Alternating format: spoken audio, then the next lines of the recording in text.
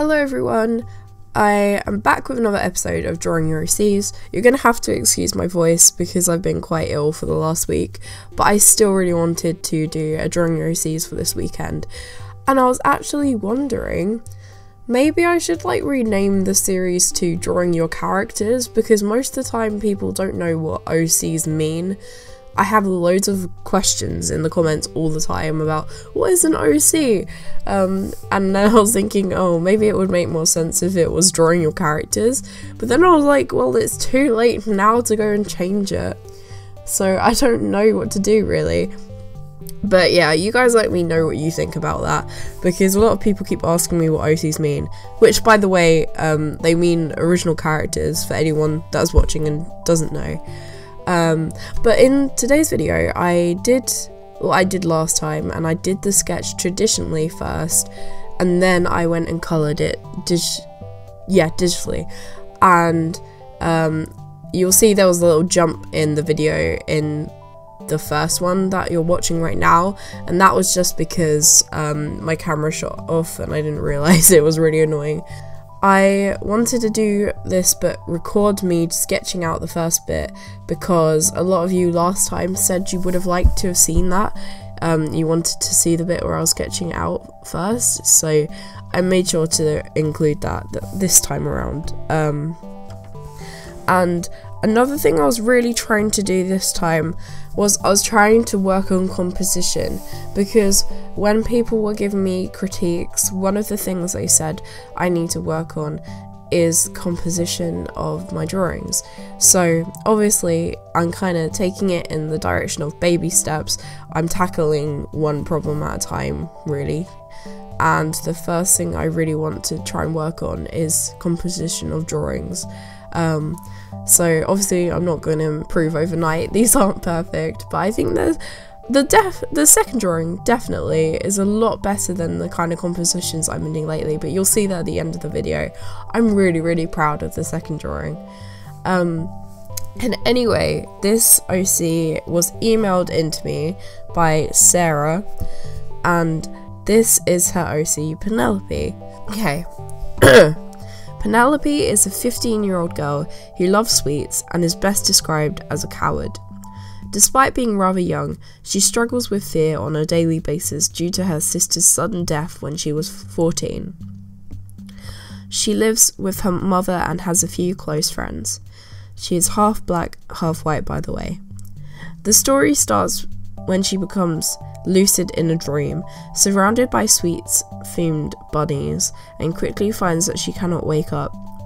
In her panic, she summons a knowledgeable rabbit, aptly named Wisdom Bunny. Wisdom Bunny tells her that she needs to defeat the 3 evils that keep her awake at night: depression, anxiety, and the neighbour's dog who won't stop barking. Penelope is very reluctant at first, wanting to stay with the Cinnabunnies and the cotton candy rabbits, but after a couple of hours, the fear of never waking up overcomes her fear of going on an adventure. She goes with Wisdom Bunny to fight depression, anxiety, and the neighbour's dog.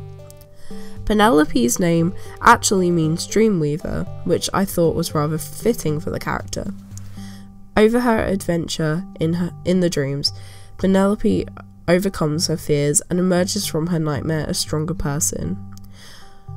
Anyway, I really love that idea. It's a really cool concept for a story, and I really wanted to challenge myself a bit by including a bunny into it. It's not amazing, but I was going for kind of cute looking, and also I know that the other bunnies were meant to be made of sweets, but I thought the Wisdom Bunny would take more of just a normal animal form. I don't know, that was just my interpretation, I'm not sure.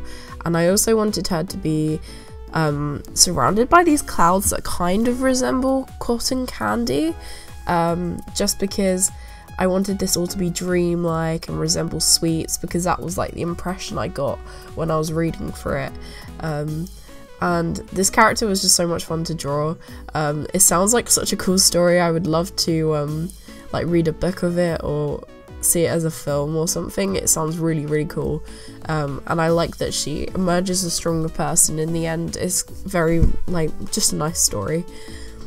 So moving on to the next character. The next character comes from Agdastu, who emailed in this character, and I was so happy with this one. Like I've said, the composition, I don't usually come up with ideas that I think are very good, but this time I was like, oh, this like idea popped into my mind and I had to do it.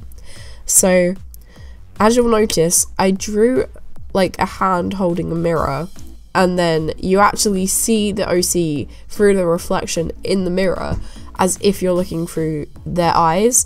And the way I did this was I actually had to kind of rotate the drawing when I was in Photoshop, because I did the drawing of the face quite wonky in the mirror, which is why it was kind of handy that I was going from traditional to digital, because I could just rotate it. But yeah, I was really happy with this drawing, and also people were asking me to draw more guys, so I thought it would be the perfect excuse to do that. This is the backstory. This is Cadham, a merman, and he's about 157 years old. Though nobody knows his real age, he's quite sensitive on that subject. He's a self-obsessive guy who would rather have the work done for him, and is more focused with his reflection than the fact he is an ex-wanted criminal.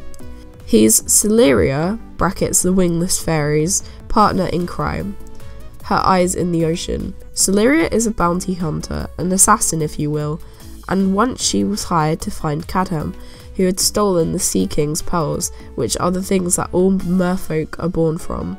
But Cadham was more interested in how they reflected his golden skin. He hid for 50 years in an underwater cove where he slept fairly motionless, resulting in barnacles covering the left side of his body as he slept on his side. He eventually returned the pearls after being cornered by Celeria, who he charmed into letting him have his freedom, resulting in Celeria's unemployment.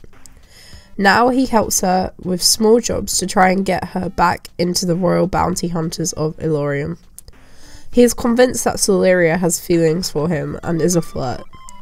He likes to spend his time alone, looking at himself in seashells and polishing his barnacles so that they sparkle like pearls. Let me know if you need a full body if you choose my sassy merman, and then they put a wink. And that made me laugh a bit at the end where they described him as sassy. And with hindsight, I think it would have made more sense if instead of having a mirror, he was just holding like a seashell and that was what was reflecting his face. But for the purposes of this, let's just pretend maybe Celeria, the wingless fairy, got him a mirror or something. But I just found this so funny, and I thought it would be a great idea for a drawing, and I think compositionally this is probably, I would say, the strongest out of any drawing roasties I've done so far. I'm very proud of myself for that hand, because you guys know I find hands so hard, and I'm pretty happy with how that came out, considering. And I obviously had to put like sparkles on the reflection as well, just to add to the whole image. I did actually forget to put any like seaweed on his shoulders or anything, so that was a bit annoying. It would have been good if I had put that, but I'm still really happy with how it all came out in the end, and I'm very happy that you entered in this character because he's got such a cool design, and I kind of wish I had done more than just a headshot, so I got to do the tail or something, but because of the kind of thing I wanted to go for, I didn't really have a chance to do that, and I didn't really feel like doing any full body drawings this time around, just because I want to focus on getting my anatomy a bit better first through like figure drawing, and I also just felt too ill to do anything too big. But I was still really happy with both of the drawings, and like I said, this one of Cadham has to be, I think, one of my favourites I've done in the Drawing Overseas series. And that leaves me with a question: which is your favourite Drawing Overseas drawing that I've done so far, and from what episode was it from? I'm really curious to know, so just let me know what you think. And thank you so much for watching this video. I should hopefully be back tomorrow with another video if I have time, and I'll see you then. Bye guys.